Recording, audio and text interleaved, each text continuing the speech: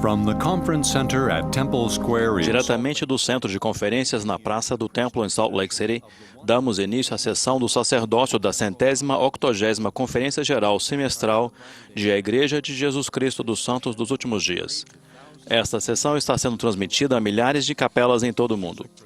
A música para esta sessão será oferecida por um coro do sacerdócio do Centro de Treinamento Missionário de Provo, Utah.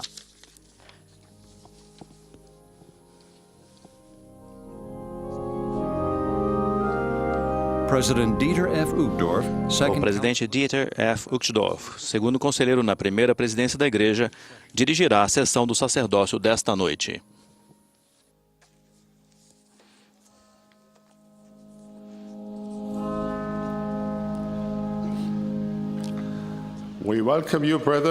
Sejam bem-vindos, irmãos, à sessão do sacerdócio da 180ª Conferência Semestral da Igreja de Jesus Cristo dos Santos dos Últimos Dias. O presidente Monson, que preside a conferência, pediu-me que dirigisse essa sessão. Essa reunião é transmitida via satélite aos portadores do sacerdócio reunido em muitas regiões ao redor do mundo. A música para esta sessão será oferecida pelo coro do sacerdócio do Centro de Treinamento Missionário de Provo, Utah, sob a regência de Douglas Benchley e Ryan Eggett, com Richard Elliott ao órgão. Iniciaremos essa sessão do sacerdócio com o coro cantando Povos da Terra, vinde escutai. A oração de abertura será oferecida pelo Elder Marcos A. Aidukaitis, dos 70.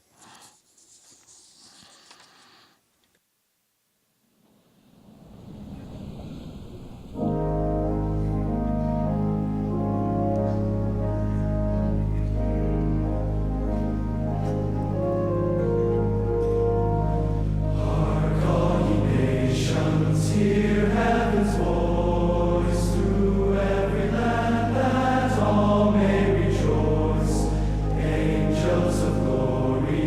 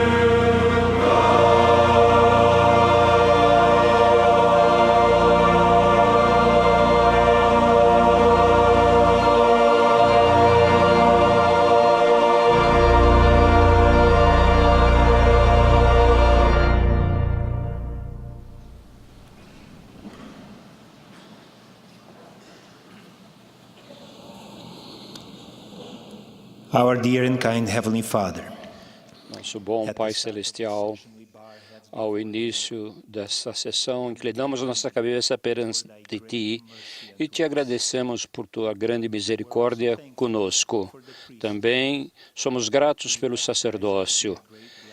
Reconhecemos que ele é uma grande bênção e um privilégio para estar disponível a nós. Somos gratos, Pai, pela orientação de profetas vivos, videntes e reveladores.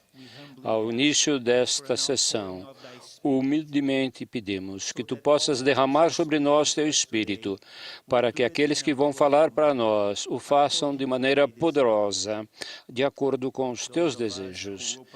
E aqueles de nós que vamos ouvir essas palavras, que possamos sentir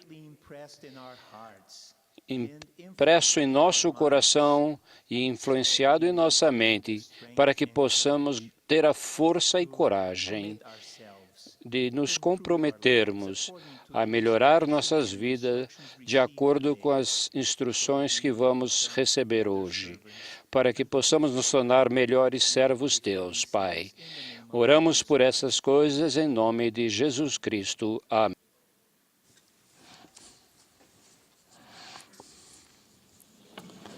O coro cantará agora Go ye Messengers of Heaven, Ide Mensageiros do Céu. Após o hino, Elder Russell Nelson, do Coro dos 12 Apóstolos, falará a nós. E, em seguida, ouviremos o Elder Patrick Karen e o Elder Juan Uceda, dos 70.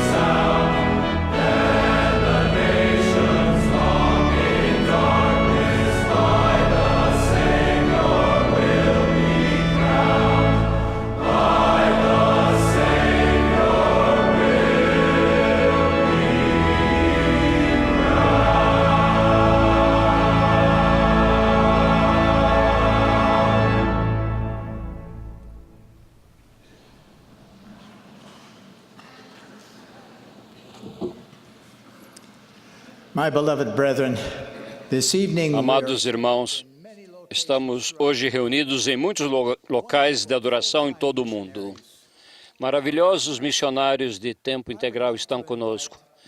Gostaria de convidar a todos os missionários de tempo integral que se levantassem. Onde quer que estejam, élderes, presidências de missão, queiram levantar-se. Somos gratos por vocês, por cada um de vocês. Somos gratos. Amamos vocês. Podem sentar-se. De tempos em tempos, precisamos lembrar-nos do porquê temos missionários. É por causa de um mandamento do Senhor que disse: portanto, ide, fazei discípulos de todas as nações, batizando-os em nome do Pai, do Filho e do Espírito Santo, ensinando-os a guardar todas as coisas que eu vos tenho mandado. E eis que estou convosco todos os dias, até a consumação dos séculos. Esse mandamento é um dos muitos que foram renovados devido à restauração do Evangelho de Jesus Cristo em sua plenitude. Os missionários de agora trabalham exatamente como nos tempos do Novo Testamento. O livro de Atos descreve a obra missionária realizada na Antiguidade pelos apóstolos e outros discípulos do Senhor após seu ministério mortal. Nele lemos a história da notável conversão e batismo de Saulo de Tarso, que antes respirava ameaças e mortes contra os discípulos do Senhor e perseguia os membros da igreja quando esta ainda estava em seus primórdios. Com esse histórico, Saulo converteu-se e tornou-se Paulo, um dos maiores missionários do Senhor. Os últimos 15 capítulos do livro de Atos relatam o trabalho missionário realizado por Paulo e seus companheiros. Em uma carta a um de seus companheiros mais chegados, Paulo escreveu a Timóteo: ninguém despreze a tua mocidade, mas sê o exemplo dos fiéis. Na palavra, no trato, no amor, no espírito, na fé, na pureza. Esse conselho é tão válido para nós hoje quanto naquela época. Ele se aplica aos missionários de tempo integral, aplica-se igualmente a cada membro da igreja. Quer sejamos missionários de tempo integral ou aos membros em geral, todos devemos dar bons exemplos de pessoas que acreditam em Jesus Cristo. Há missionários de tempo integral. São mais de 52 mil servindo em 340 missões em todo o mundo. Eles acreditam e são devotados servos ao Senhor.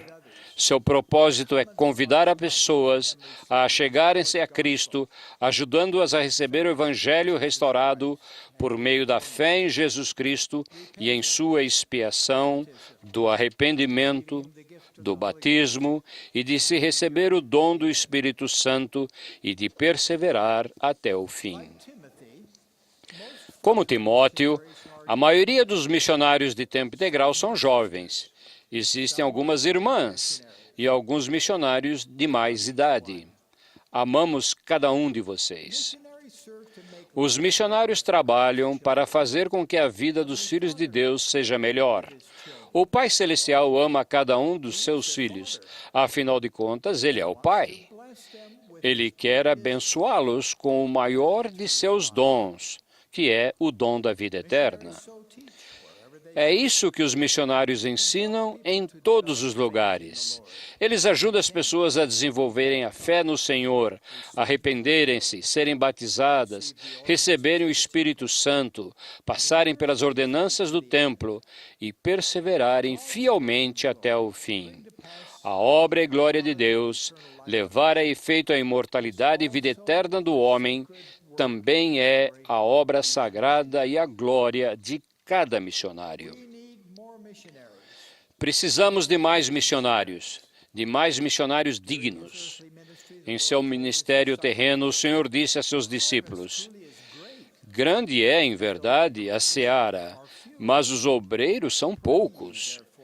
Rogai, pois, ao Senhor da seara que envie obreiros para a sua seara. Na primeira sessão de hoje da Conferência Geral, nosso querido presidente Thomas S. Monson fez um apelo apaixonado a cada rapaz da igreja para se preparar para o serviço missionário. Espero que em cada lar da igreja se dê ouvidos integralmente a essa mensagem dele. Presto meu testemunho do conselho sábio. Em minha família, observei as bênçãos que cada missionário recebe. Até agora, entre nossos filhos, netos e seus cônjuges, um total de 49 pessoas foram chamados para servir, e esse número continua a crescer. Em cada caso, viu o aumento da sabedoria, da maturidade no discernimento da fé vicejante que se desenvolveu em cada missionário. Eles, assim como os das muitas gerações que os precederam, embarcaram no serviço para servi-lo de todo o coração, poder, mente e força. O serviço missionário ajudou a moldar seu destino eterno.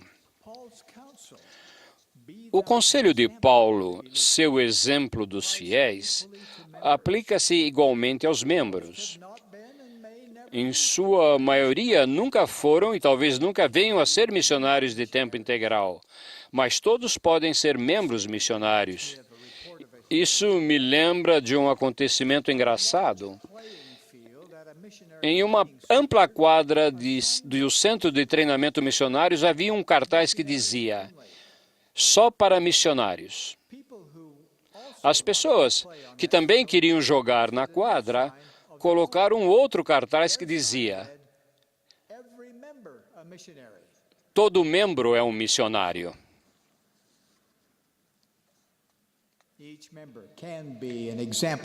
Cada membro pode ser um exemplo para os fiéis. Irmãos, como seguidores de Jesus Cristo, cada um de vocês pode viver de acordo com seus ensinamentos. Vocês podem ter o coração puro e as mãos limpas. Podem ter a imagem de Deus gravada em seu semblante. Suas boas obras serão evidentes para os outros. A luz do Senhor pode iluminar os seus olhos. E com essa luz é melhor se prepararem para responder a perguntas. O apóstolo Pedro aconselhou: estais sempre preparados para responder a qualquer que vos pedir a razão da esperança que há em vós. Que a sua resposta seja calorosa e cheia de alegria, e que seja relevante àquela pessoa. Lembrem-se de que essa pessoa é filha de Deus, desse mesmo Deus que quer tanto que ela se qualifique para receber a vida eterna e voltar a estar com Ele um dia. Talvez seja você a pessoa que lhe abrirá a porta para a salvação e a compreensão da doutrina de Cristo. Depois dessa primeira resposta, estejam preparados para dar o próximo passo. Vocês podem convidar esse amigo a ir à igreja com vocês. Muitos de nossos amigos não sabem que sua presença é bem-vinda nos prédios da igreja. Vinde e vede foi o convite do Salvador àqueles que queriam saber mais a seu respeito. Um convite para ir a uma reunião da igreja com vocês no domingo, ou participar de uma atividade recreativa ou de serviço, pode dissipar mitos errôneos e a fazer com que os visitantes se sintam mais à vontade entre nós. Como membros da igreja, estendo a mão àqueles a quem não conhecem e cumprimente-nos calorosamente. Todos os domingos, estendo uma mão amiga a pelo menos uma pessoa que ainda não conheçam. Todos os dias de sua vida, empenhem-se em ampliar o seu círculo de amigos. Vocês podem convidar um amigo a ler o livro de Mormon. Expliquem-lhe que não se trata de um romance nem de um livro de história, mas que é um outro testamento de Jesus Cristo e que seu objetivo é convencer os judeus e os gentios de que Jesus é o Cristo, o Deus eterno, que se manifesta a todas as nações. Esse livro tem um poder capaz de tocar o coração e edificar a vida de quem honestamente procura a verdade. Sugiro a seu amigo que o leia em espírito de oração. O profeta Joseph me disse que o livro de Mormon era o mais correto de todos os livros da Terra e a pedra fundamental de nossa religião, e que, seguindo seus princípios, o homem se aproximaria mais de Deus do que seguindo os de qualquer outro livro. O livro de Mormon trata-se da expiação de Jesus Cristo e é um instrumento pelo qual Deus cumprirá a promessa que fez na antiguidade de coligar Israel nos últimos dias. Há muitos anos, dois colegas meus, Uma enfermeira e seu marido, que era médico, perguntaram-me por que eu vivia da forma que vivia. Eu respondi: porque sei que o livro de Mórmon é verdadeiro. Emprestei a eles meu exemplar do livro e sugeri que o lessem. Uma semana depois, eles devolveram o livro com um educado "muito obrigado". Eu respondi: que história é essa de "muito obrigado"? Isso não é uma resposta de quem leu esse livro. Vocês não o leram, não é? Por favor, levem-no de volta e leiam. Aí sim pode me devolver o livro. Admitindo que só haviam folheado o livro, concordaram em lê-lo. Quando voltaram, disseram em lágrimas: lemos o livro de Mórmon. Sabemos que é verdadeiro. Queremos saber mais. Eles ouviram, aprenderam mais e tive o privilégio de batizar a ambos. Outra maneira de proclamar o Evangelho é convidar amigos a irem à sua casa para falar com os missionários de tempo integral. Esses missionários foram chamados e preparados para ensinar o Evangelho. Seus amigos, no conforto de sua casa e com seu apoio constante, podem começar a jornada para a salvação e exaltação. O Senhor disse: sois chamados para efetuardes a reunião de meus eleitos, pois meus eleitos ouvem minha voz e não endurecem o coração. As Escrituras dizem que existe muita gente na Terra que só está afastada da verdade por não saber onde encontrá-la. Não é essa a sua oportunidade? Vocês podem ser os discípulos que os levará à grande descoberta. Nos dias de hoje, com a internet, há muitas maneiras interessantes de se fazer a obra missionária.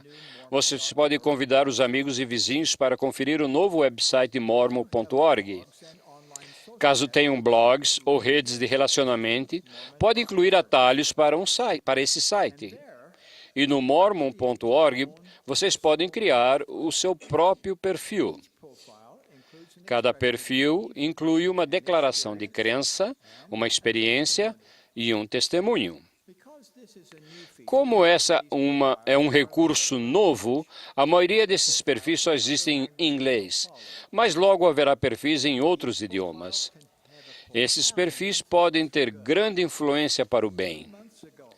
Há 2 meses, um rapaz chamado Zach, no primeiro ano da faculdade, viu um anúncio do Mormon.org na televisão em Baton Rouge, na Louisiana. Ele entrou no website e ficou intrigado com o perfil dos membros da igreja. No nosso website, ele encontrou um atalho para as informações de onde ele poderia ir à igreja. No domingo seguinte, de camisa branca e gravata, ele foi à igreja. Foi apresentado a membros da ala e assistiu todas as 3 horas de reuniões. Convidaram-no para almoçar na casa de um membro e, em seguida, ele participou da primeira lição dos missionários. Em menos de 2 semanas, ele foi batizado e confirmado membro da igreja. Bem-vindo, Zach. Ele deve estar ouvindo. Cada seguidor exemplar de Jesus Cristo pode se tornar um membro missionário eficiente. Os membros e os missionários de tempo integral podem dar as mãos no trabalho de proporcionar as bênçãos do Evangelho a amigos e vizinhos. Muitos deles são filhos de Israel, que agora estão sendo coligados como prometido. Tudo isso faz parte da preparação para a segunda vinda do Senhor. Ele quer que cada um de nós seja verdadeiramente o exemplo dos fiéis. Eu sei que Deus vive. Jesus é o Cristo. Esta é a sua igreja. O livro de Mórmon é verdadeiro. Joseph Smith o traduziu e é o profeta desta última dispensação. O presidente Thomas S. Monson é o profeta de Deus hoje. Isso eu testifico no sagrado nome de Jesus Cristo. Amém.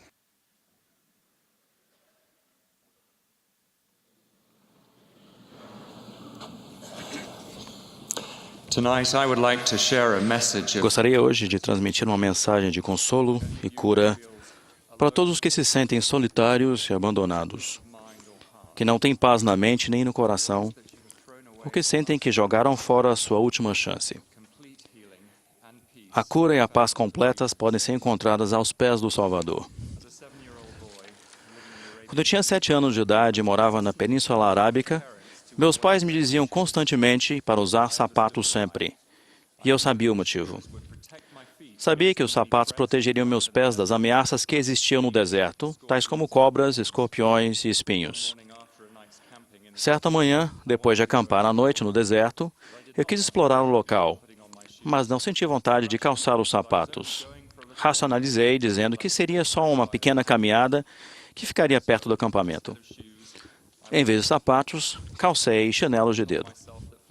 Convenci a mim mesmo que os chinelos eram, afinal, uma espécie de sapato. De qualquer forma, o que poderia acontecer?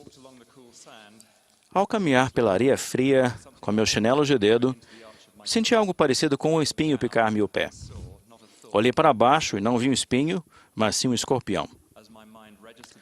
Quando minha mente registrou o escorpião e dei-me conta do que havia acontecido, a dor da picada começou a subir do pé para a perna. Apertei a parte de cima da perna, tentando estancar a dor lancinante, e gritei pedindo ajuda. Meus pais saíram correndo da tenda em minha direção. Enquanto meu pai matava o escorpião com uma pá, um amigo adulto que estava acampando conosco tentou heroicamente sugar o veneno do meu pé. Naquele momento, achei que ia morrer. Eu soluçava quando meus pais me puseram no carro e partiram pelo deserto a toda velocidade, rumo ao hospital mais próximo, que ficava a 2 horas de viagem. A dor na perna era excruciante e durante toda a viagem achei que estava morrendo. Quando finalmente chegamos ao hospital, porém, o médico nos garantiu que apenas crianças muito pequenas e pessoas muito desnutridas correm o risco de morrer com a picada daquele tipo de escorpião. Ele me aplicou um anestésico, que me deixou a perna amortecida, eliminando a sensação de dor. Em 24 horas, eu já não senti os efeitos da picada do escorpião, mas aprendi uma grande lição.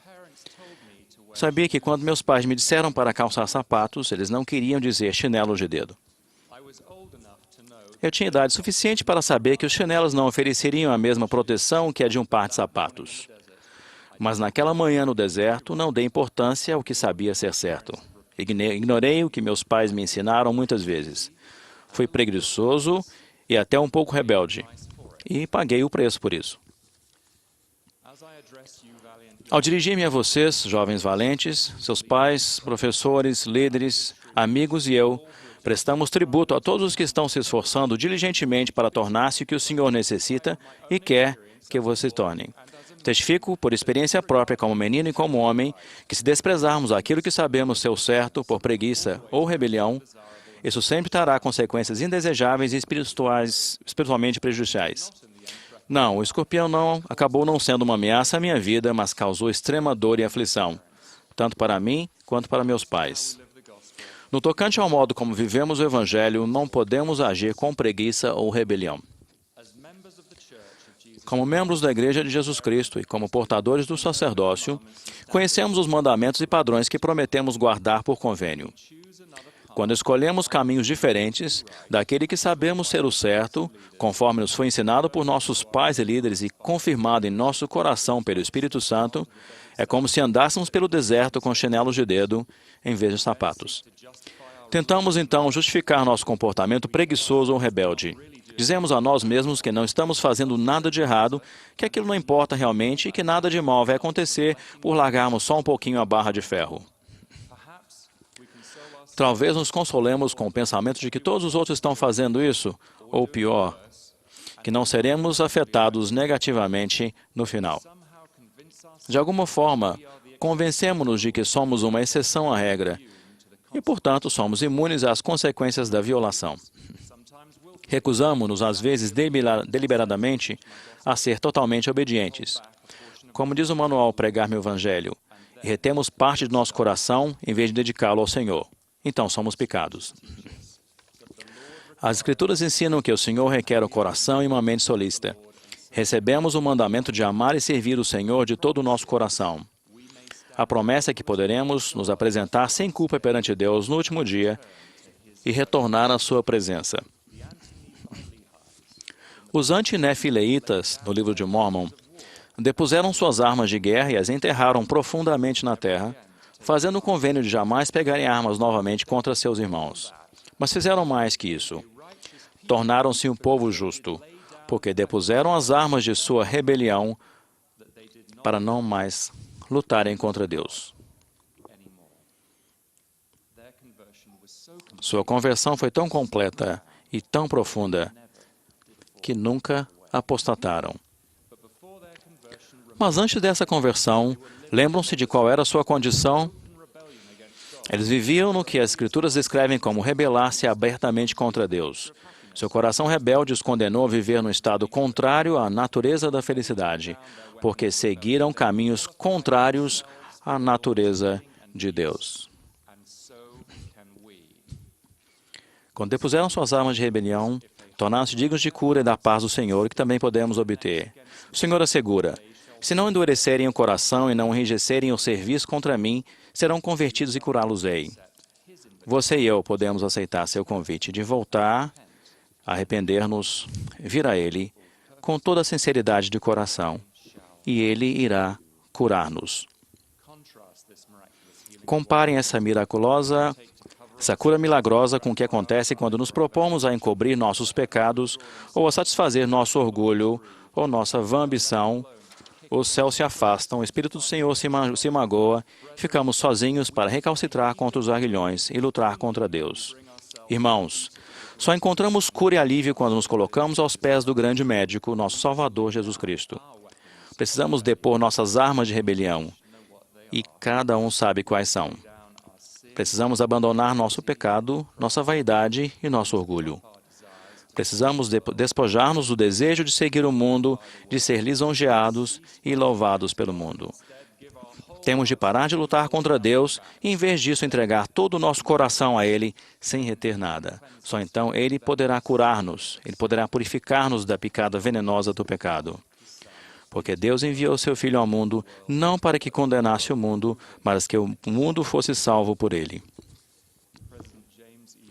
Presidente James E. Faust ensinou: quando fazemos da obediência a nossa meta, ela deixa de ser algo exasperante. Em vez de ser uma pedra de tropeço, ela se torna um tijolo de nosso edifício. A obediência conduz-nos à verdadeira liberdade. Quanto mais obedecemos à verdade revelada, mais livres seremos. Na semana passada, conheci um homem de 92 anos de idade que participou de muitas campanhas militares importantes na Segunda Guerra Mundial. Ele sobreviveu a 3 ferimentos, um dos quais foi causado pela explosão de uma mina que destruiu o jipe em que ele estava, matando o motorista. Ele descobriu que, para sobreviver em um campo minado, é preciso seguir exatamente a trilha deixada pelo veículo à frente. Qualquer desvio para a direita ou para a esquerda pode ser fatal, como realmente foi.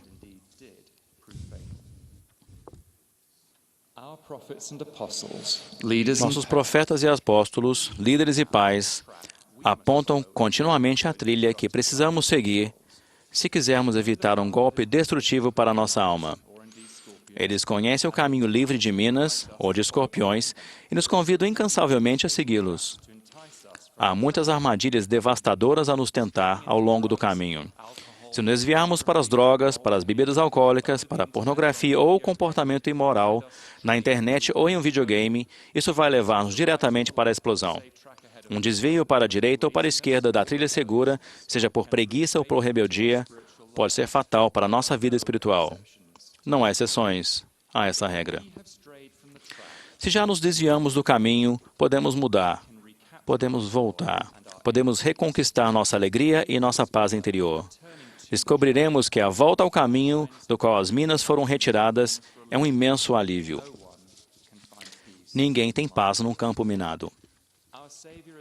Nosso Salvador é o príncipe da paz, o grande médico, o único que realmente pode purificar-nos da picada do pecado e do veneno do orgulho e transformar nosso coração rebelde em um coração do convênio.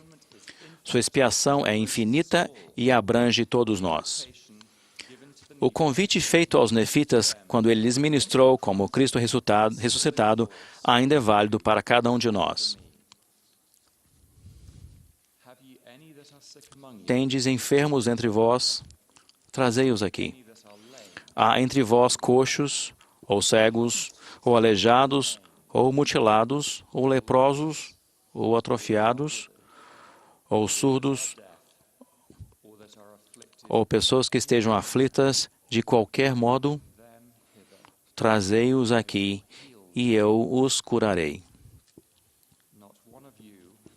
Nenhum de vocês jogou fora a sua última chance. Vocês podem mudar.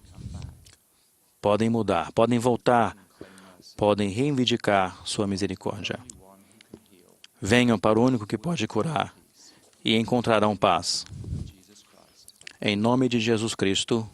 Amém.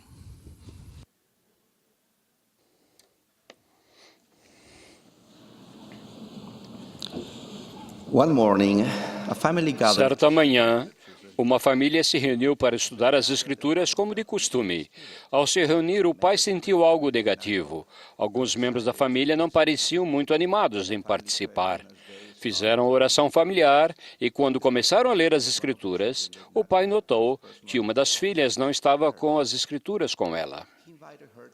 Ele pediu que ela fosse até o quarto e pegasse suas Escrituras. Relutante, ela foi e, depois de um tempo que pareceu uma eternidade, voltou, sentou-se e disse: "Temos mesmo que fazer isso agora." O pai percebeu que o inimigo de toda retidão queria criar problemas para que eles não estudassem as Escrituras.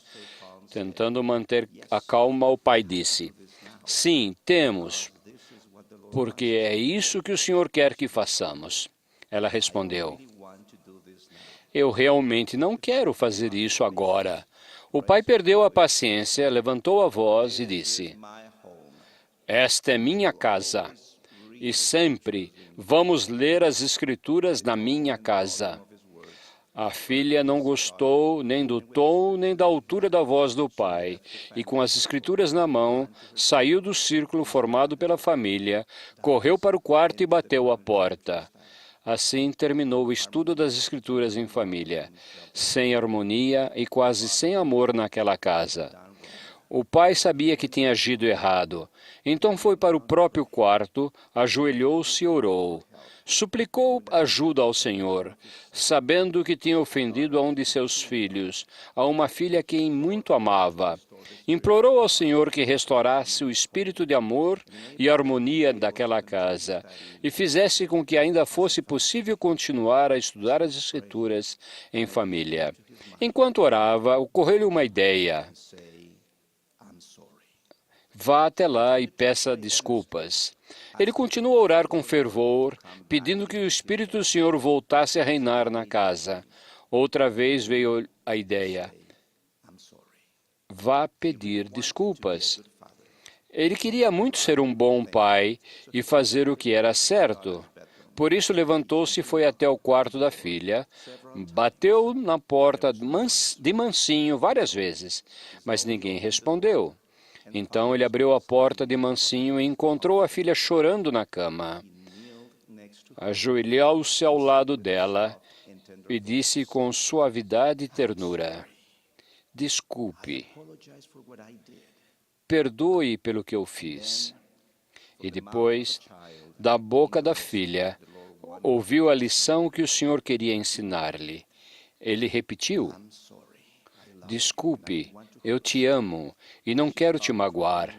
Ela parou de chorar e, depois de uma pausa, pegou as Escrituras e começou a procurar alguns versículos.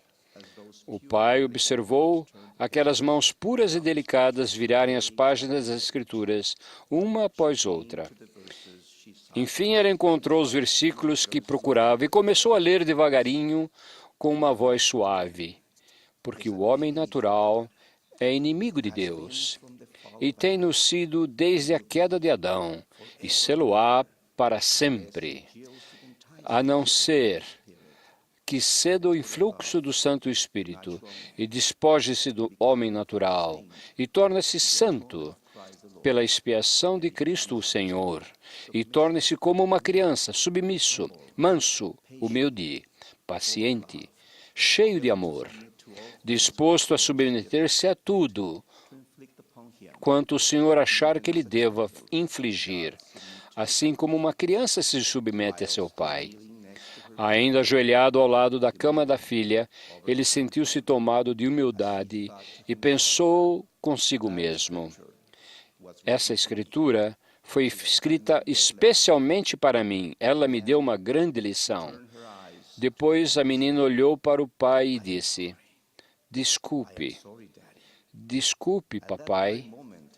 Naquele momento, o pai percebeu que ela não tinha lido o versículo para aplicá-lo ao pai, mas ela o leu para aplicá-lo a si mesma. O pai deu um grande abraço na filha. O amor e a harmonia voltaram a reinar naquele terno momento de reconciliação que surgiu da palavra de Deus e do Espírito Santo. Aquela escritura, da qual a filha se lembrou por ter estudado individualmente, tocou o coração do pai com o folho do Espírito Santo. Irmãos, nossa casa tem que ser um lugar onde o Espírito Santo possa habitar. Há um único lugar cuja santidade é comparada dos templos: o lar. Não há lugar para o homem natural em nosso lar. O homem natural tem a inclinação para encobrir seus pecados, ou satisfazer seu orgulho, sua vã ambição, ou exercer controle ou domínio ou coação sobre a alma dos filhos dos homens. E quando o homem age com qualquer grau de iniquidade, eis que os céus se afastam. O Espírito do Senhor se magoa, e quando se afasta, amém para o sacerdócio ou a autoridade desse homem. Nós que, portadores do sacerdócio arônico ou de Melquisedeque, temos que nos lembrar sempre de que nenhum poder ou influência pode ou deve ser mantido em virtude do sacerdócio, a não ser com persuasão, com longanimidade, com brandura e mansidão, e com amor não fingido, com bondade e conhecimento puro, que grandemente expandirão a alma sem hipocrisia e sem dolo. Quando nos esforçamos por viver de acordo com os princípios cristãos, deixa de existir discórdia em nosso lar e em nossa vida. E também vos perdoareis uns aos outros vossas ofensas. Pois em verdade vos digo que aquele que não perdoar as ofensas de seu próximo,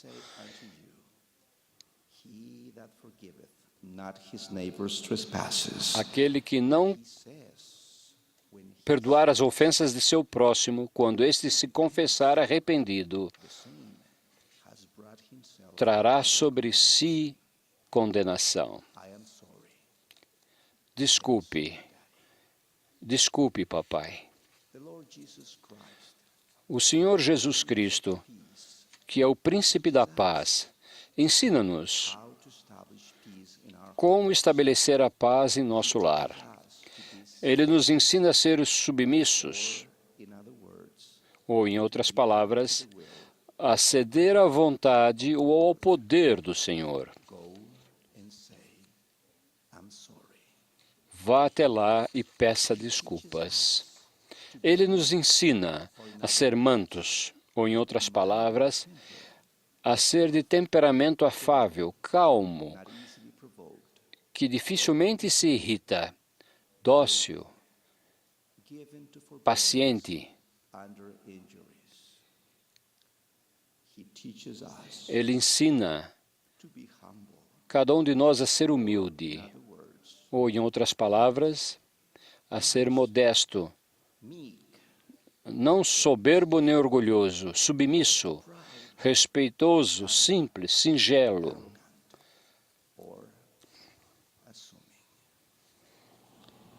I am sorry. Desculpe. Por favor, me desculpe pelo que fiz. Ele nos ensina a ser pacientes, ou, em outras palavras, a ter a virtude que consiste em suportar os dissabores e infelicidades, com resignação, suportar as ofensas com serenidade. Ele nos ensina a ser cheios de amor. Amo você e não o magoarei. Sim, queridos irmãos, ele nos ensina a deixar de lado o homem natural, como o pai que, nesta história, que suplicou ajuda ao Senhor.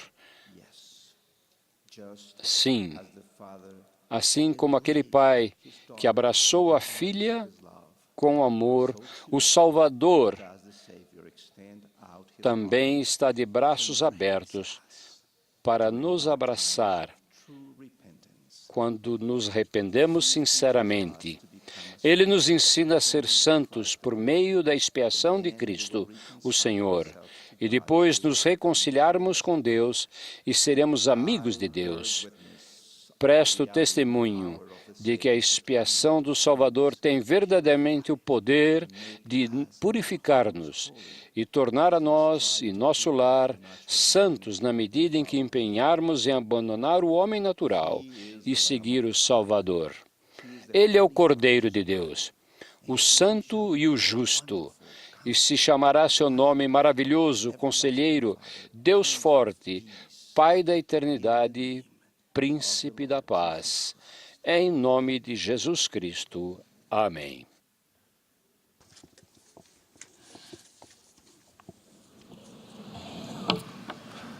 O coro e a congregação cantarão agora No Monte e a Bandeira, número 4. Após o hino, terei o privilégio de falar a vocês. Depois do meu discurso, viremos o presidente Henry B. Eyring, primeiro conselheiro na primeira presidência.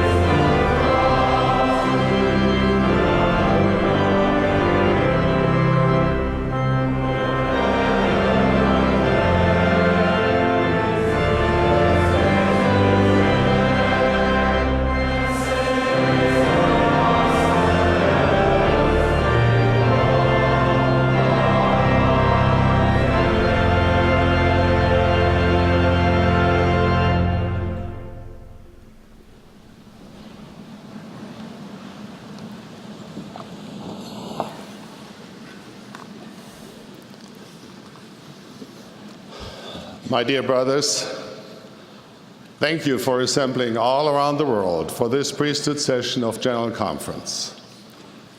Your presence shows your commitment to stand wherever you are with your brothers who bear the holy priesthood. E possuem santo sacerdócio e servir, honrar o Senhor e Redentor Jesus Cristo.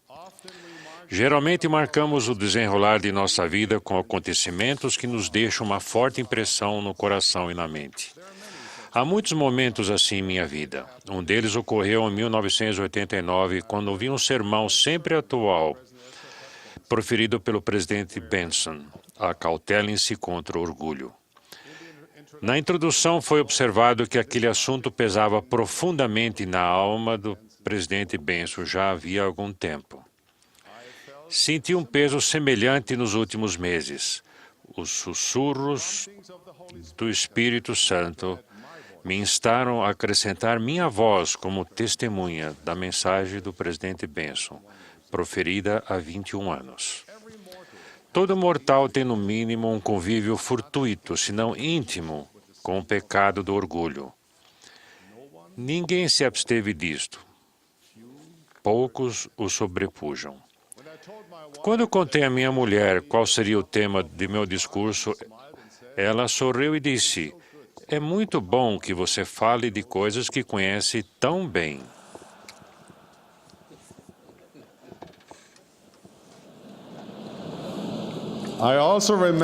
Lembro-me também de um interessante efeito colateral do marcante discurso do presidente Benson. Por algum tempo, quase se tornou tabu entre os membros da igreja dizer que sentiam orgulho dos filhos ou do país, ou que se orgulhavam do trabalho que faziam. A própria palavra orgulho pareceu ter sido banida de nosso vocabulário. Nas Escrituras encontramos inúmeros exemplos de pessoas boas e justas que se regozijavam na retidão e ao mesmo tempo se gloriavam na bondade de Deus. O próprio Pai Celestial apresentou seu Filho amado com as palavras: "Em quem me comprazo." Alma gloriou-se no pensamento do que poderia ser um instrumento nas mãos de Deus. O apóstolo Paulo gloriou-se na fidelidade dos membros da igreja. O grande missionário Amon gloriou-se no sucesso que eles e os irmãos tiveram como missionários. Creio que há uma diferença entre termos orgulho de certas coisas e sermos orgulhosos. Tenho orgulho de muitas coisas. Tenho orgulho de minha mulher. Tenho orgulho de nossos filhos e netos. Tenho orgulho da juventude da igreja e regozijo-me em suas boas qualidades. Tenho orgulho de vocês, meus queridos e fiéis irmãos. Tenho orgulho de estar ombro a ombro com vocês como portadores do santo sacerdócio de Deus. Então, qual é a diferença entre esse tipo de orgulho e o tipo que o presidente Benson chamou de pecado universal? O orgulho é pecaminoso, como o presidente Benson ensinou de modo tão memorável, porque gera ódio ou hostilidade e nos coloca em oposição a Deus e ao nosso próximo. Em seu cerne, o orgulho é um pecado de comparação, porque embora geralmente começa com "Vejam como sou maravilhoso e que coisas grandiosas fiz", aparentemente sempre termina com "Portanto, sou melhor que você." Quando temos o coração cheio de orgulho, cometemos um pecado grave, porque quebramos os 2 grandes mandamentos. Em vez de adorar a Deus e amar o nosso próximo, revelamos o verdadeiro objeto de nossa adoração e amor, a imagem que vemos no espelho. O orgulho é o grande pecado no enaltecimento próprio. É para muitos o reumentum pessoal, um púlpito sagrado que justifica a inveja, a cobiça e a vaidade. Em certo sentido, o orgulho é o pecado original, porque antes da fundação desta terra, o orgulho fez Lúcifer, um filho da manhã, que possui autoridade na presença de Deus. Se o orgulho conseguiu corromper alguém tão capaz e promissor assim, Não deveríamos examinar nossa própria alma também? O orgulho é um câncer mortal. É uma via de acesso ao pecado que conduz a uma infinidade de outras fraquezas humanas. De fato, poderíamos dizer que todos os outros pecados são, em essência, uma manifestação do orgulho. Orgulho tem muitas faces. Leva alguns a se deleitar em seu próprio valor individual, realizações, talentos, riqueza ou posição. Contam essas bênçãos como prova de que são escolhidos, superiores ou mais justos do que outros. Esse é o pecado de, graças a Deus, sou mais especial que você. Em seu âmago está o desejo de ser admirado ou invejado. É o pecado da glorificação própria. Para outros, o orgulho se manifesta na inveja. Olham com amargura para os que têm uma posição melhor, mais talentos ou mais posses do que eles. Procuram magoar, rebaixar e humilhar os outros, numa tentativa equivocada e indigna de elevarem-se a si mesmos. Quando as pessoas que eles invejam caem ou sofrem no íntimo, eles se alegram. Talvez não haja melhor laboratório para observar o pecado do orgulho do que o mundo dos esportes. Sempre adorei participar de eventos esportivos ou assistir a eles. Mas confesso que há ocasiões em que a brutalidade nos esportes é vergonhosa. Como podem seres humanos que normalmente são bondosos e compassivos se tornarem tão intolerantes e cheios de ódio contra a equipe adversária e seus torcedores? Já vi torcedores humilharem e serem diabólicos com seus rivais. Procuram qualquer falha e a magnificam. Justificam seu ódio com amplas generalizações e as aplicam a todos os que estão associados ao outro time. Quando o rival é afligido por má sorte, eles se regozijam.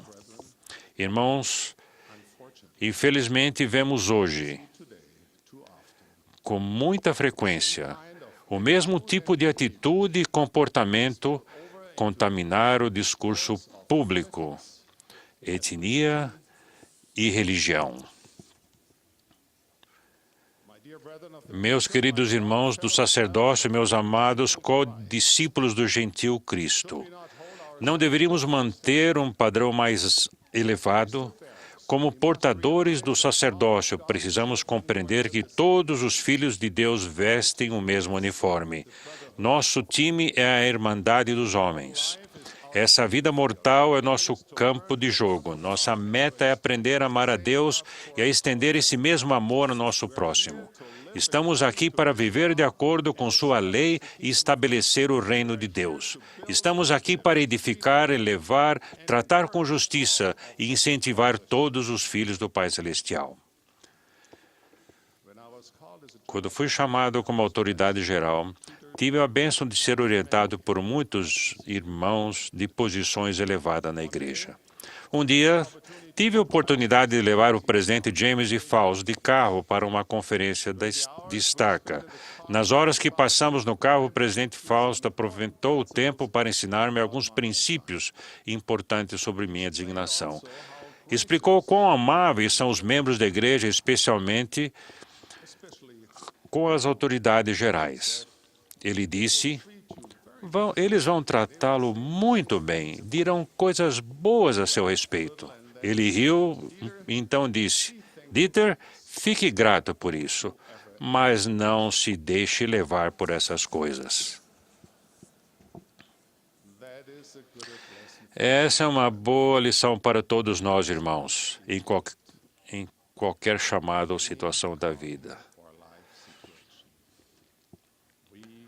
Podemos ser gratos por nossa saúde, riqueza, posses ou cargo. Mas quando começamos a nos deixar levar por essas coisas, quando nos tornamos obcecados pelo status, quando nos concentramos em nossa própria importância, poder ou reputação, quando nos apegamos à nossa imagem pública e acreditamos no que dizem de nós, é aí que começa o problema. É aí que o orgulho começa a corromper-nos. Há muitas advertências contra o orgulho nas Escrituras. Da soberba só provém a contenda, mas com os que se aconselham se acha sabedoria. O apóstolo Pedro advertiu que Deus resiste aos soberbos, mas dá graça aos humildes.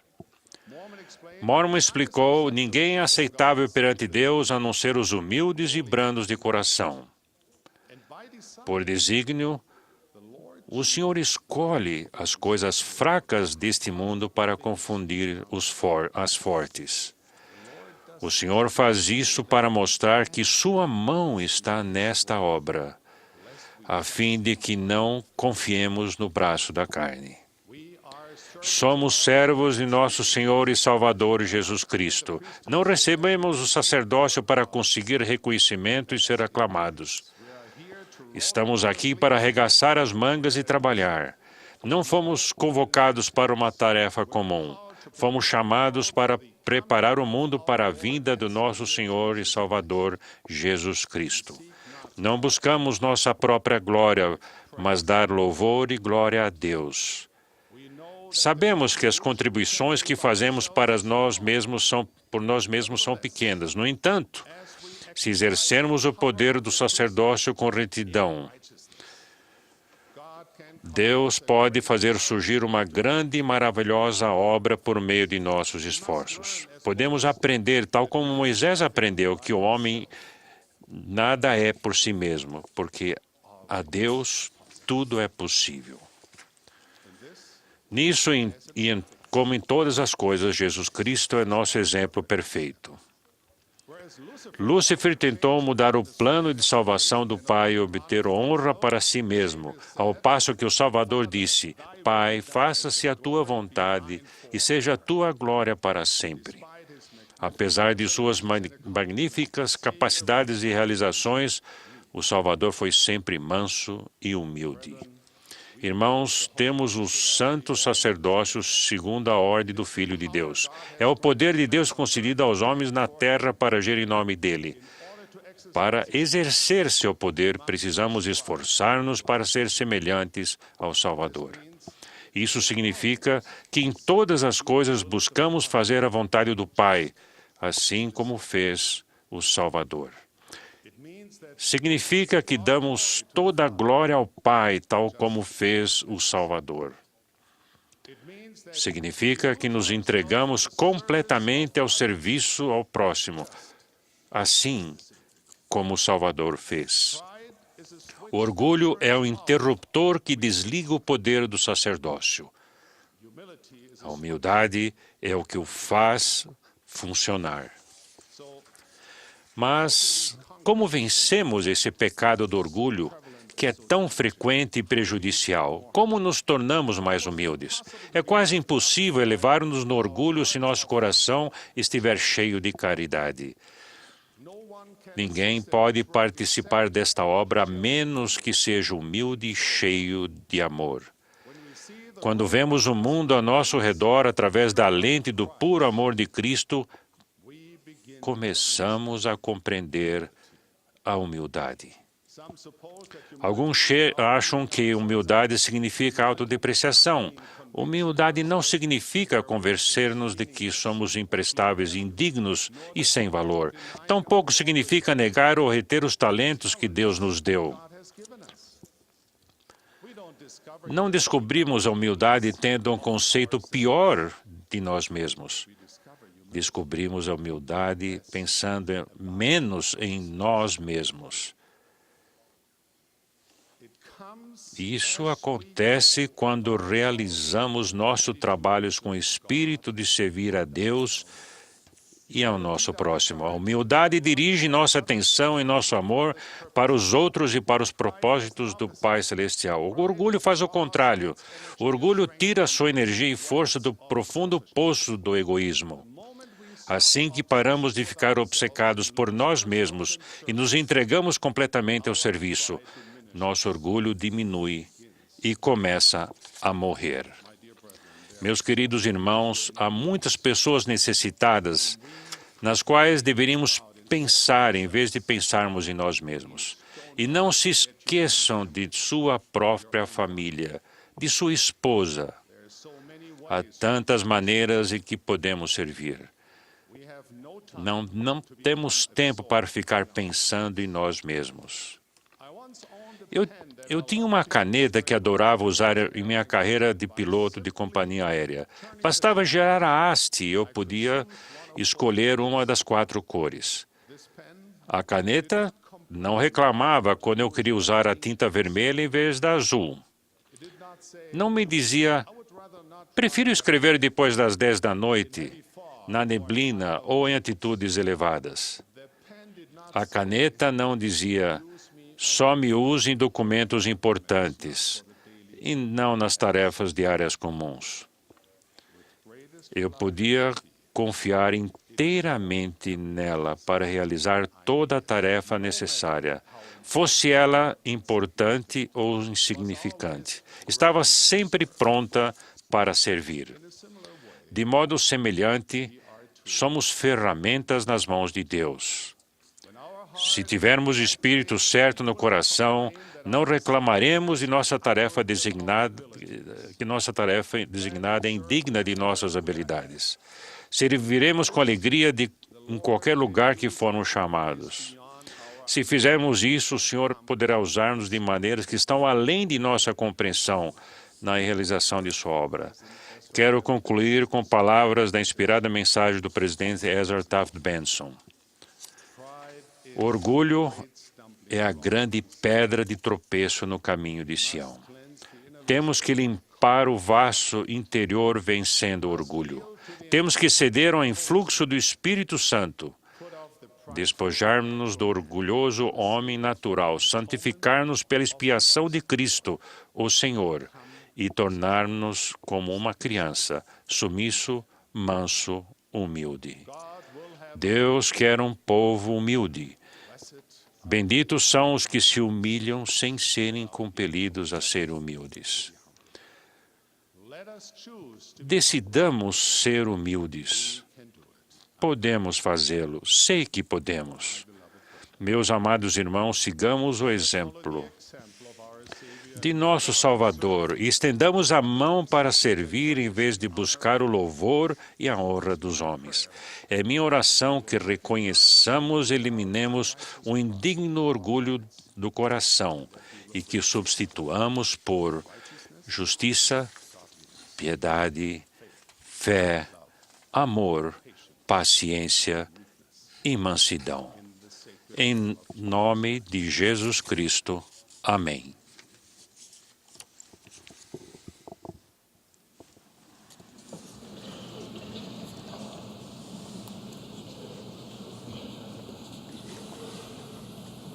This has been a wonderful evening. Esta noite está muito boa. Queria dizer uma palavra aos missionários que ficaram de pé e cantaram.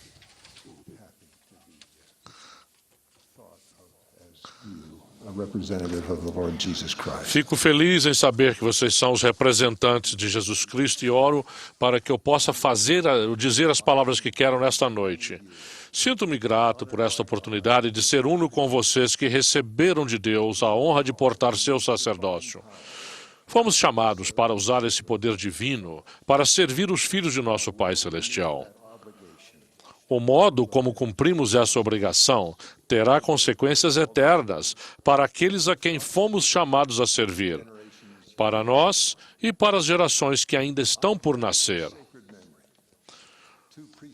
Guardo comigo a sagrada lembrança de 2 portadores do sacerdócio que foram dignos da companhia do Espírito de Deus na missão para a qual o Senhor os chamou. Eles próprios conheceram o Evangelho restaurado nos Estados Unidos. Foram eles, os servos do Senhor, que primeiro falaram do Evangelho para 2 de meus antepassados europeus.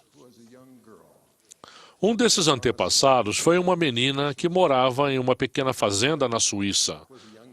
O outro era um rapaz, um órfão, que emigrara da Alemanha para os Estados Unidos e morava em St. Louis, Missouri. Os dois ouviram um portador do sacerdócio prestar testemunho do Evangelho restaurado. No caso da menina, junto à lareira de sua casinha na Suíça, e, a propósito, chovia naquela noite. O missionário chegou lá, atravessando toda aquela chuva. E para o rapaz, no mezanino de um salão alugado nos Estados Unidos. Os dois souberam, pelo Espírito, que a mensagem transmitida por aqueles elders era verdadeira. O rapaz e a menina decidiram ser batizados. Os dois se conheceram anos depois, numa trilha empoeirada, quando percorriam centenas de quilômetros rumo às montanhas do oeste americano. Enquanto caminhavam juntos, conversaram sobre uma bênção milagrosa. A bênção de que, entre todas as pessoas do mundo, eles tivessem sido encontrados pelos servos de Deus, e ainda mais por saberem que a mensagem deles era verdadeira. Apaixonaram-se e casaram-se, graças ao testemunho que teve início quando, sob a influência do Espírito Santo, ouviram as palavras dos portadores do sacerdócio, foram selados para a eternidade pelo poder desse sacerdócio. Só um dentre as dezenas de milhares de descendentes daquele rapaz e daquela menina, que bendizem o nome dos 2 portadores do sacerdócio, que levaram consigo a ministração do Espírito de Deus, quando subiram um monte na Suíça, ou se ergueram para falar naquela reunião em St. Louis. Essa história feliz e milhões de outras semelhantes repete-se no mundo inteiro e ao longo das gerações. Para alguns, é a história de um jovem mestre familiar que disse palavras que despertaram no avô o desejo de voltar para a igreja. Para outros, são as palavras de consolo e bênção de um patriarca que deram alento à mãe quando uma tragédia a deixou quase sem forças para prosseguir. Há um tema comum nessas histórias. É a capacidade magnificada pelo poder do Espírito Santo que um portador do sacerdócio tem de servir e abençoar. Então, minha mensagem de hoje é esta. Façamos tudo o que for exigido para sermos dignos da companhia do Espírito Santo e prossigamos sem medo, sabendo que teremos a capacidade de fazer tudo o que o Senhor nos chamar para fazer. Esse aumento da capacidade de servir ocorre lentamente, talvez em pequenos atos que são difíceis de ver, mas sem dúvida virá. Esta noite quero deixar-lhes algumas sugestões de como sermos dignos da companhia do Espírito Santo como um companheiro ao servir no sacerdócio. Depois darei alguns exemplos de serviço no sacerdócio, nos quais vocês podem ter a certeza de que sua capacidade de servir será fortalecida pela influência do Espírito. Sabemos que a confirmação na igreja nos concedeu o dom do Espírito Santo, mas a companhia do Espírito Santo, sua manifestação em nossa vida e serviço, exige que coloquemos a vida em ordem para sermos dignos dela. Cultivamos dons espirituais ao guardar os mandamentos e procurar viver uma vida sem culpa. Isso exige fé em Jesus Cristo para arrepender-nos e purificar-nos por meio de sua expiação. Portanto, como portadores do sacerdócio, jamais devemos perder a oportunidade de tomar parte com todo o nosso coração na promessa oferecida em cada reunião sacramental para os membros da Igreja Restaurada, que é a de tomar sobre si o nome de teu Filho e recordá-lo sempre e guardar os mandamentos que ele lhes deu, para que possam ter sempre consigo o seu Espírito. Assim como precisamos ser limpos dos pecados para ter o Espírito conosco, precisamos ser suficientemente humildes perante Deus para reconhecer que necessitamos disso. Os discípulos do Salvador ressuscitado demonstraram essa humildade, conforme lemos no livro de Mórmon. O Salvador estava para deixá-los. Eles se ajoelharam para orar. Eis o relato. E oraram por aquilo que mais desejavam, e desejavam que o Espírito Santo lhes fosse dado. Eles foram batizados, como vocês viram, e o registro narra que, em resposta à sua súplica, eles ficaram cheios do Espírito Santo, como tomados por fogo. O Salvador orou em voz alta para agradecer ao Pai por conceder o Espírito Santo aos que ele havia escolhido por sua crença nele. Então, o Salvador pediu em oração uma bênção espiritual para aqueles a quem eles serviam. O Senhor suplicou ao Pai: Pai, rogo-te que dês o Espírito Santo a todos os que crerem em suas palavras. Tal como os humildes servos do Salvador, devemos orar para que o Espírito Santo se manifeste a nós em nosso serviço e aos que servimos. É essencial que oremos humildemente a nosso Pai Celestial com profunda fé em Jesus Cristo, para tornar-nos dignos da companhia do Espírito Santo. A humildade e a fé que propiciam os dons espirituais são aumentadas quando lemos, estudamos e ponderamos as Escrituras. Todos já ouvimos essas coisas. Mas pode ser que leiamos umas poucas linhas ou páginas das Escrituras a cada dia e esperemos que seja o suficiente. No entanto, ler, estudar e ponderar não são a mesma coisa. Lemos palavras e podemos ter ideias. Estudamos e descobrimos padrões e relações nas Escrituras. Mas, quando ponderamos, propiciamos a revelação do Espírito. Ponderar, para mim, é a reflexão e a oração que faço depois de ler e estudar as Escrituras cuidadosamente. Para mim, o presidente Joseph F. Smith deixou o exemplo de como, ao ponderar, podemos convidar a luz de Deus. Está na seção 138 de Doutrina e Convênios. Ele estava lendo e estudando diversas Escrituras, tentando compreender como os efeitos da expiação do Salvador chegariam aos que haviam morrido sem ouvir sua mensagem. Eis o seu relato de como a revelação lhe veio. Enquanto refletia sobre essas coisas que estão escritas, os olhos do meu entendimento foram abertos, e o Espírito do Senhor repousou sobre mim, e vi as hostes dos mortos, tanto pequenos como grandes. O arrependimento, a oração e a reflexão a respeito das Escrituras são partes essenciais do processo de qualificar-nos para os dons do Espírito em nosso serviço no sacerdócio. Nossa capacidade de servir será ainda mais aumentada se agirmos com fé e seguirmos com firmeza em nossos chamados com o Espírito Santo para nos ajudar. O presidente Monson explicou dessa forma: o que significa magnificar um chamado? Significa edificá-lo em dignidade, ampliá-lo e fortalecê-lo, para permitir que a natureza divina desse chamado se manifeste aos olhos de outros homens. E como alguém pode magnificar seu chamado? Desempenhando as funções a ele pertinentes. Vou sugerir 2 chamados para servir que todos nós recebemos, ao cumpri-lo sob a influência do Espírito. Todos sentimos que nossa capacidade de servir é fortalecida e magnificada.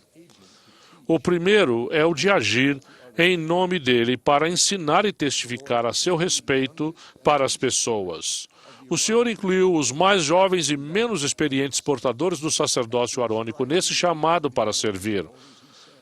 Depois de descrever os deveres do sacerdote no sacerdócio arônico, ele disse: mas nem os mestres nem os diáconos têm autoridade para batizar, administrar o sacramento ou impor as mãos. Devem, contudo, admoestar, explicar, exortar e ensinar e convidar todos a virem a Cristo. Nesta semana, em algum lugar do mundo, um diácono receberá de seu presidente de quórum o encargo de convidar para uma reunião um membro do quórum que eles nunca viram. Com seus 13 anos de idade, o presidente provavelmente não dirá as palavras admoestar, exortar e ensinar. Mas para o rapaz que ele enviar, ele vai fazer o convite. Mas é isso que o Senhor espera do diácono que foi designado para fazer o resgate.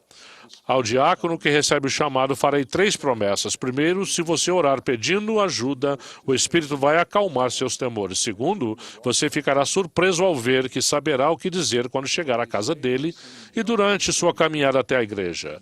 O que você dirá talvez lhe pareça sem sentido, mas você sentirá que as palavras lhe foram dadas no momento em que precisava delas.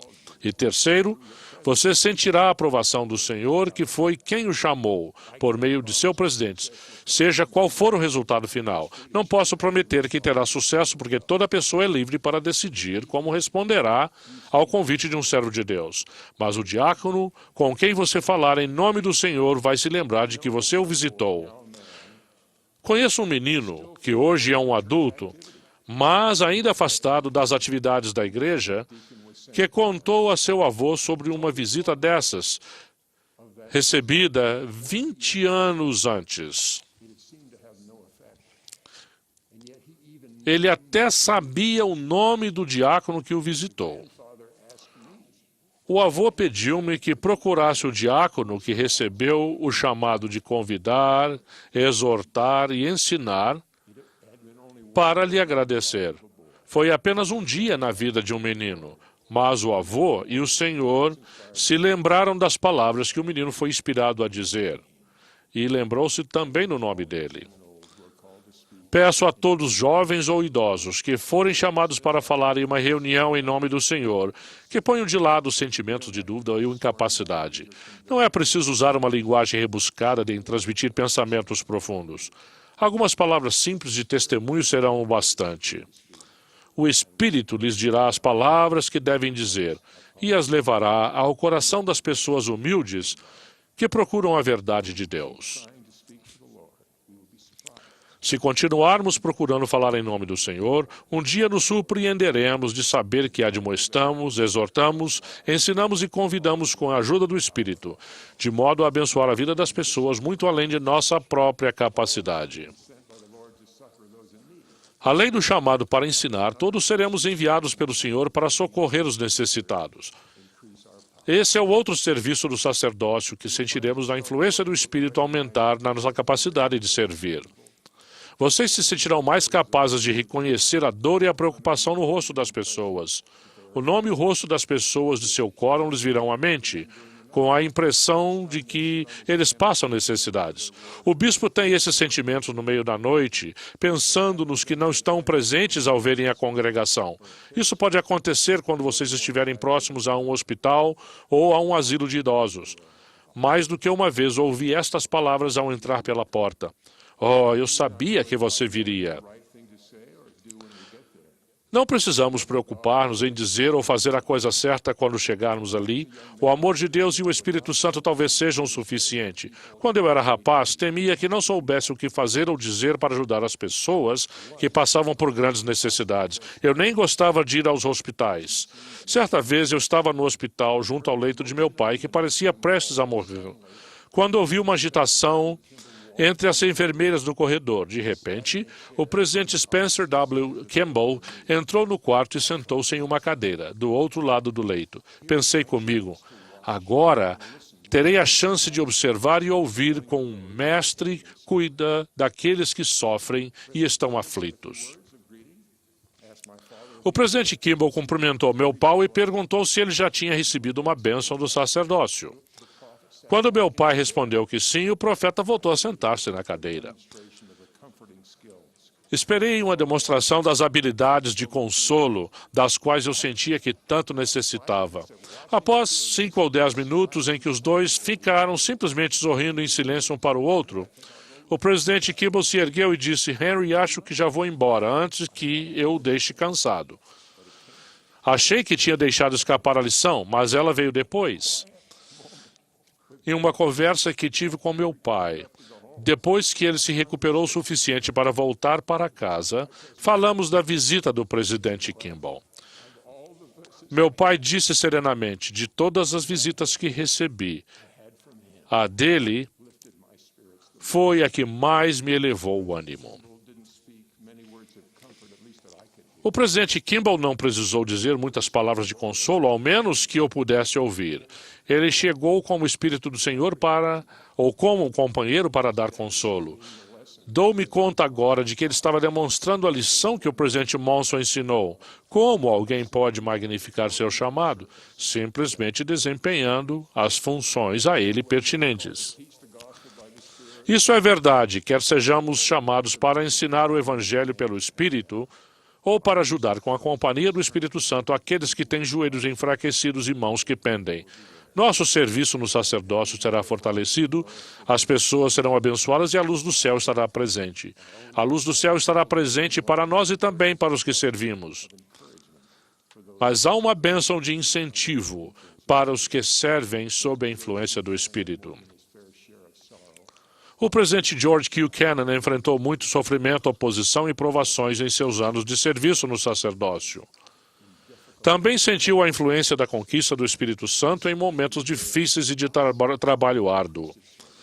Esta é a confirmação que ele nos dá em nosso serviço do sacerdócio na igreja e na família. Para mim, essa promessa se cumpriu quando senti o Espírito ao servir no sacerdócio. Sempre que as trevas nos enchem a mente, podemos saber que não temos o Espírito de Deus conosco. Quando estamos plenos do Espírito de Deus, sentimos-nos cheios de alegria, paz e felicidade, sejam quais forem nossas circunstâncias, porque é um espírito de alegria e felicidade. O Senhor nos concedeu o dom do Espírito Santo. É nosso privilégio ter o poder do Espírito Santo dentro de nós, de modo que desde amanhã até a noite e da noite até amanhã teremos alegria, luz e a revelação do Espírito Santo. Podemos esperar essa bênção de felicidade e alegria quando necessitarmos dela nos momentos difíceis em nosso serviço fiel no sacerdócio. Testifico que fomos chamados por Deus por meio da profecia. Esta é a verdadeira igreja de Jesus Cristo restaurada por intermédio do profeta Joseph Smith. Deus vive e ouve todas as nossas orações. Jesus é o Cristo ressuscitado e nosso Salvador. Podemos saber que essas coisas são verdadeiras pelo poder do Espírito Santo que virá a vocês em seu serviço. Em nome de Jesus Cristo. Amém.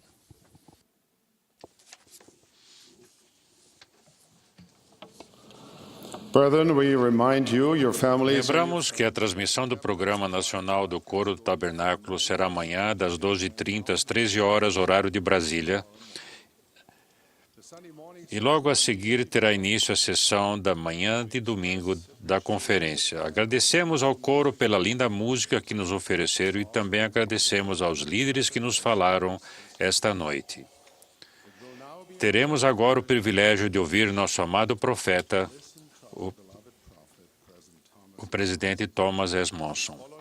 Após o discurso do presidente Monson, o coro cantará Chamados a Servir. A oração de encerramento será oferecida pelo Elder James J. Hamula, dos 70.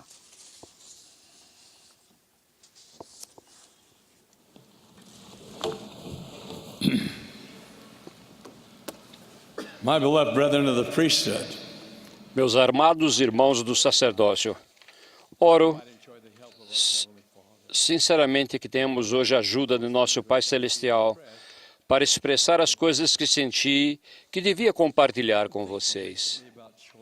Tenho pensado ultimamente nas escolhas e nas suas consequências. Quase não se passa uma hora do dia sem que tenhamos de fazer algum tipo de escolha. Algumas são triviais, outras têm repercussões maiores. Algumas não vão fazer diferença no esquema eterno das coisas, mas outras farão toda a diferença. Ao ponderar sobre os vários aspectos das escolhas, classifiquei-os em 3 categorias. Primeiro, a regalia da escolha. Segundo, a responsabilidade da escolha. E terceiro, os resultados da escolha. Chamam isso de os 3 R's da escolha.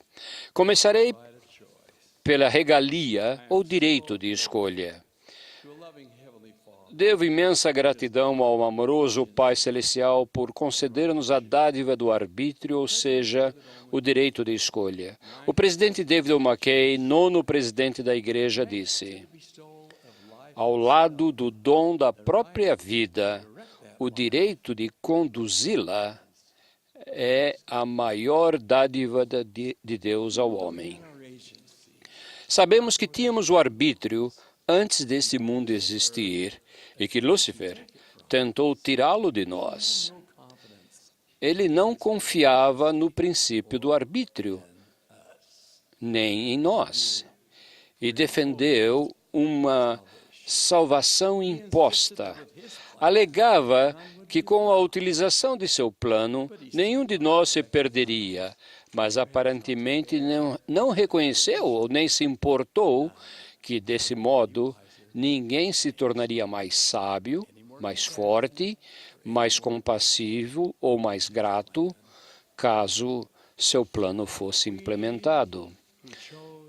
Nós que escolhemos o plano do Salvador, sabíamos que embarcaríamos numa jornada arriscada e difícil, porque percorreríamos os caminhos do mundo nos quais poderíamos pecar e tropeçar, sendo afastados da presença do Pai. Mas o primogênito em espírito ofereceu-se como sacrifício para expiar pelos pecados de todos. Por meio de sofrimento indescritível, ele se tornou o grande Redentor, o Salvador de toda a humanidade, possibilitando assim nosso retorno bem-sucedido à presença do Pai. O profeta Nefe declarou: portanto, os homens são livres segundo a carne, e todas as coisas de que necessitam lhes são dadas.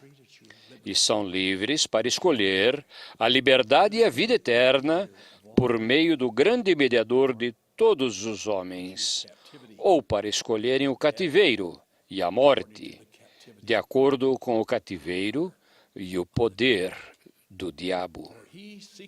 Pois ele procura tornar todos os homens tão miseráveis como ele próprio. Irmãos, dentro dos limites de quaisquer circunstâncias em que nos encontremos, sempre temos a regalia ou o direito da escolha. Em seguida, junto com a regalia de escolha, vem a responsabilidade da escolha. Não podemos ser neutros. Não há meio termo. O Senhor sabe disso. E Lúcifer também sabe. Enquanto vivermos nesta terra, Lúcifer e suas hostes jamais abandonarão a esperança de reivindicar nossa alma. O Pai Celestial não nos enviou para nossa jornada eterna sem providenciar pelos meios pelos quais pudéssemos receber dele orientação divina para ajudar-nos a retornar em segurança no fim da vida mortal. Refiro-me à oração. Refiro-me também aos sussurros daquela voz mansa e delicada que há dentro de cada um de nós, sem esquecer as Santas Escrituras, que foram escritas por marinheiros que já atravessaram com sucesso os mares que também deveremos cruzar. Todos viemos à Terra com todas as ferramentas necessárias para fazer escolhas certas. O profeta Moroni disse: o Espírito de Cristo é concedido a todos os homens, para que eles possam distinguir o bem do mal. Estamos cercados, sendo às vezes até bombardeados por mensagens do adversário. Ouça algumas delas que sem dúvida lhe soarão familiares. Só desta vez não faz mal. Não se preocupe, ninguém vai saber. Você pode parar de fumar ou beber ou tomar drogas assim que quiser. Todo mundo faz, portanto não pode ser tão ruim. As mentiras são infindáveis. Embora em nossa jornada encontremos bifurcações e retornos ao longo da estrada, simplesmente não podemos nos dar ao luxo de enveredar por um desvio do qual talvez jamais consigamos voltar. Lúcifer, como um astuto flautista de Hamelin, toca sua alegre melodia e atrai os incautos para longe da segurança do caminho escolhido. Para longe dos conselhos de pais amorosos, para longe da segurança dos ensinamentos de Deus. Ele busca não apenas a assim chamada escória da humanidade, mas todos nós, inclusive os próprios eleitos de Deus. O rei Davi ouviu, vacilou e depois seguiu e caiu. O mesmo fez Caim em uma época anterior e Judas Iscariotes em uma era posterior. Seus métodos são ardilosos, suas vítimas numerosas. Lemos a respeito dele em 2 Nefe. E a outros pacificará e acalentará com segurança carnal. A outro ele lisonjeia, dizendo-lhes que não há inferno até agarrá-los com suas terríveis correntes. E assim o diabo engana suas almas e os conduz cuidadosamente ao inferno. Quando nos deparamos com escolhas importantes, como decidimos? Será que sucumbimos às promessas do prazer momentâneo, a nossos desejos e paixões, à pressão de nossos colegas? Espero que não sejamos tão indecisos quanto a Alice, no clássico de Lewis Carroll, Alice no País das Maravilhas. Lembram-se de quando ela chegou a uma encruzilhada, tendo 2 caminhos à sua frente, cada qual se estendendo em direção oposta? Ela se deparou com o gato risonho e perguntou a ele: "Que caminho devo seguir?" O gato respondeu: "Depende do lugar para onde quer ir."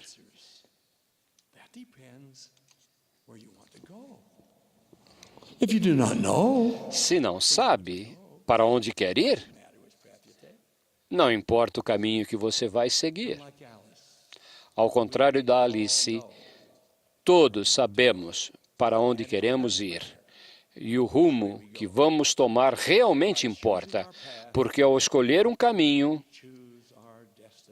escolhemos nosso destino.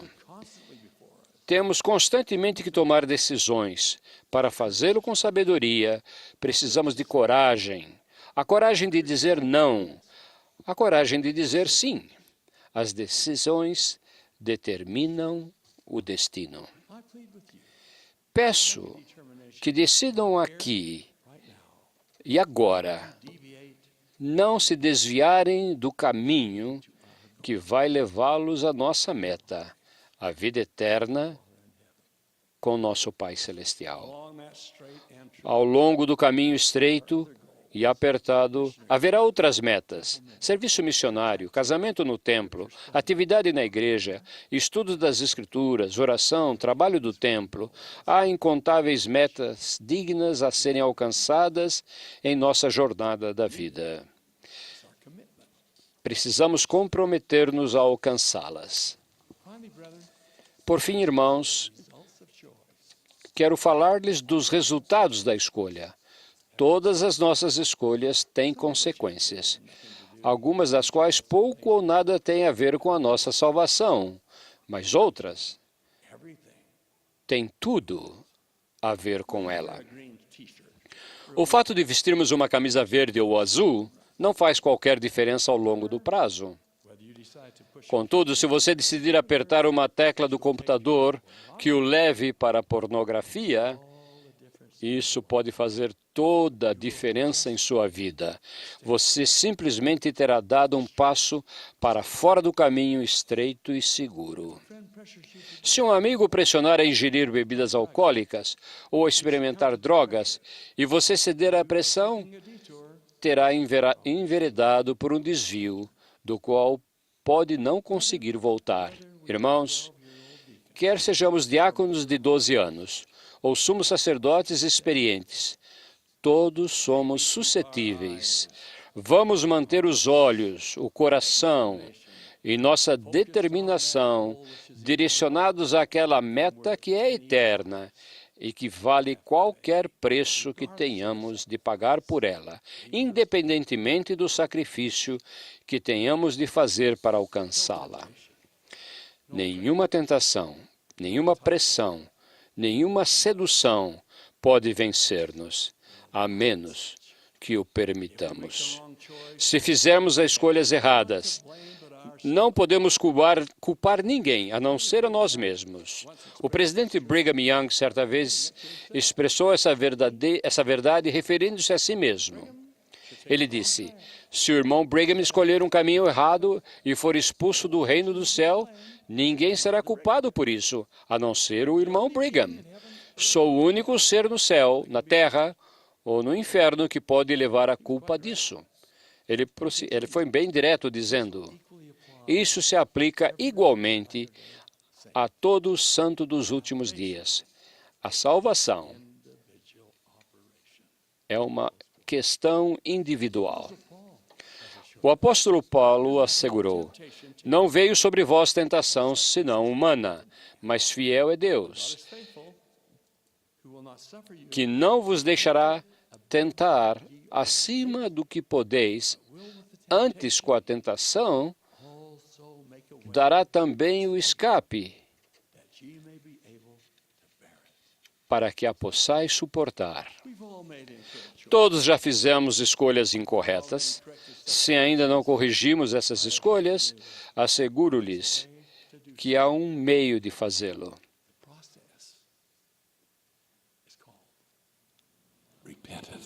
O processo se chama arrependimento. Rogo a vocês que corrijam seus erros. Nosso Salvador morreu a fim de proporcionar-lhes a você e a mim essa dádiva abençoada. Embora o caminho não seja fácil, a promessa é real. Ainda que os vossos pecados sejam como a escarlata, eles se tornarão brancos como a neve. E eu, o Senhor, deles não mais me lembro. Não coloque em risco a sua vida eterna. Se pecaram, quanto antes começarem a trilhar o caminho de volta, mais cedo encontrarão a doce paz e alegria que advém do milagre do perdão. Irmãos, vocês são de nobre estirpe. A vida eterna no reino de nosso Pai é sua meta. Essa meta não é alcançada numa única tentativa gloriosa, mas sim como resultado de uma vida inteira de retidão, de uma somatória de escolhas sábias, sim, de uma constância de propósito. Como tudo que realmente vale a pena, a recompensa da vida eterna exige esforço. As Escrituras são bem claras. Façais como vos mandou o Senhor vosso Deus. Não vos desviareis nem para a direita, nem para a esquerda. Andareis em todo o caminho que vos manda o Senhor vosso Deus. Para terminar, quero compartilhar com vocês o exemplo de alguém que decidiu, bem cedo na vida, quais seriam suas metas. Refiro ao meu irmão Clayton M. Christensen, membro da igreja, que é professor da Faculdade de Administração de Empresas na Universidade de Harvard. Quando tinha 16 anos, o irmão Christensen decidiu, entre outras coisas, que não praticaria esportes ao domingo. Anos depois, quando frequentava a Universidade de Oxford, na Inglaterra, ele jogava como pivô na equipe de basquete. Naquele ano, tiveram uma temporada invicta e chegaram ao que na Inglaterra equivaleria para nós ao campeonato de basquete da Associação Atlética Universitária Nacional. Venceram os jogos com relativa facilidade no campeonato, chegando às quartas de final. Foi então que o irmão Christensen viu a programação e, para seu horror e desalento, descobriu que a final estava marcada para um domingo. Ele e a equipe haviam se esforçado tanto para chegar até ali, e ele era o pivô. Procurou o técnico para expressar seu dilema. O técnico não foi gentil e disse ao irmão Christensen que ele deveria disputar o jogo. Antes da final, porém, houve um jogo semifinal. Infelizmente, o pivô reserva deslocou o ombro, aumentando a pressão sobre o irmão Christensen para que disputasse o jogo final. Ele foi para seu quarto de hotel, se ajoelhou e perguntou ao Pai Celestial se haveria problema se, apenas daquela vez, ele disputasse aquele jogo no domingo. Ele conta que antes de terminar a orar, recebeu a resposta: Clayton, por que você está me perguntando isso? Você já sabe a resposta. Foi procurar o técnico e disse que sentia muito, mas que não disputaria a final. Depois foi às reuniões dominicais na ala local, enquanto sua equipe jogava sem ele. Orou para que eles tivessem sucesso, e eles ganharam. Aquela decisão fatídica e difícil foi tomada há mais de 30 anos. O irmão Christensen disse que, com o passar do tempo, ele veio a considerar aquela uma das decisões mais importantes que tomou na vida. Teria sido muito fácil dizer, sabe, de modo geral, o mandamento de guardar o dia do Senhor é a coisa certa, mas na minha situação específica há atenuantes. Só dessa vez não vai fazer mal, se eu não cumprir.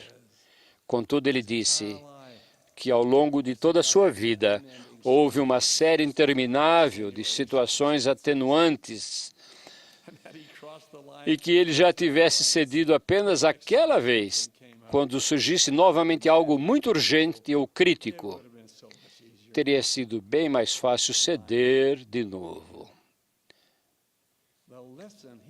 A lição que ele aprendeu foi de que é mais fácil guardar os mandamentos 100% das vezes do que 98% do tempo. Meus amados irmãos, que tenhamos a alma repleta de gratidão pela regalia da escolha, aceitemos a responsabilidade da escolha e estejamos sempre cientes dos resultados da escolha. Como portadores do sacerdócio, sendo unos de coração, podemos tornar-nos dignos da influência orientadora de nosso Pai Celestial, se fizermos cuidadosa e corretamente nossas escolhas. Estamos engajados no trabalho do Senhor Jesus Cristo. Nós, como aqueles de tempos passados, atendemos a seu chamado.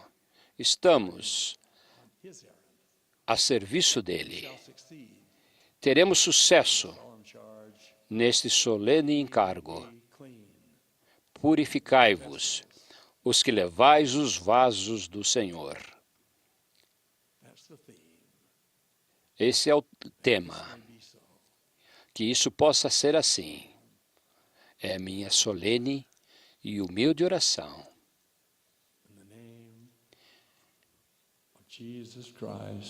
Em nome de Jesus Cristo, nosso Mestre. Amém.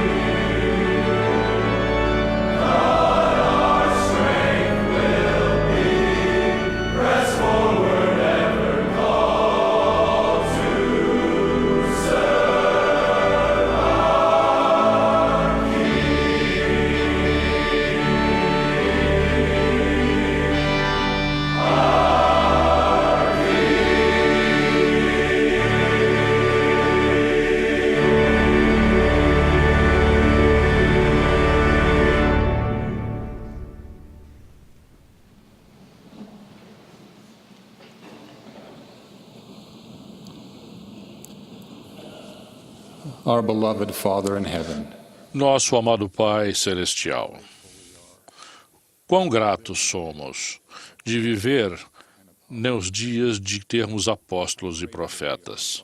Quão gratos somos, ó Pai, por teres enviado teu Filho para falar novamente aos homens por meio destes teus servos. Quão gratos somos pela companhia do Espírito Santo e quão gratos somos pelo sacerdócio, este poder e autoridade delegada ao homem, autorizando-nos a falar em teu nome e a fazer tua obra. Quão gratos somos pela música, quão gratos somos por este coro e pelos outros coros que cantaram. Oramos agora, nosso Pai, por tua bênção, e oramos para que este Espírito que veio a nós nesta sessão permaneça conosco e nos leve a ser melhores homens, melhores pais, melhores maridos, melhores portadores do sacerdócio em todo o mundo.